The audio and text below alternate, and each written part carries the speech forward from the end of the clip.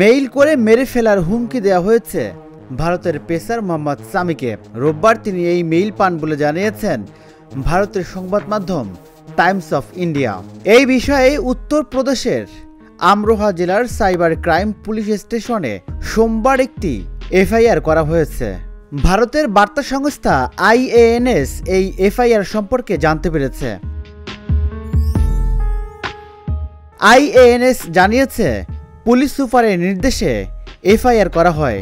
তবে এই এফআইআর নিবন্ধন করা হয়েছে সামির ভাই হাসিবের পক্ষ থেকে, যেখানে মেইলে হুমকিদাতা হিসাবে রাজপুত সিকান্দারের নাম উল্লেখ করা হয়েছে। এফআইআর অনুযায়ী মেইলে মেরে ফেলার হুমকি দেওয়ার পাশাপাশি সামির কাছ থেকে 1 কোটি রুপিও দাবি করেন হুমকিদাতা। সামি এখন সানরাইজার্স হায়দ্রাবাদের হয়ে IPL খেলছেন। পুলিশ তদন্ত নেমেছে। হায়দ্রাবাদের হয়ে এবারের IPL-এ 9 ম্যাচে 56.16 গড়ে 6 উইকেট নিয়েছেন সামি। 11 ম্যাচে 7 পয়েন্ট নিয়ে টেবিলের 8-এ হায়দ্রাবাদ। দিল্লি ক্যাপিটালসের বিপক্ষে ম্যাচটি বৃষ্টিতে ভেসে যাওয়ায় প্লে অফে ওঠা দৌড় থেকে ছিটকে পড়ে হায়দ্রাবাদ। সামি অবশ্য গত মার্চে শেষ হওয়া চ্যাম্পিয়ন্স ট্রফিতে ভারতের শিরোপা জয়ে বড় অবদান রাখেন। 5 ম্যাচে 9 উইকেট নেওয়ার পথে দুবাইয়ে বাংলাদেশের বিপক্ষে নেয় 5 উইকেট।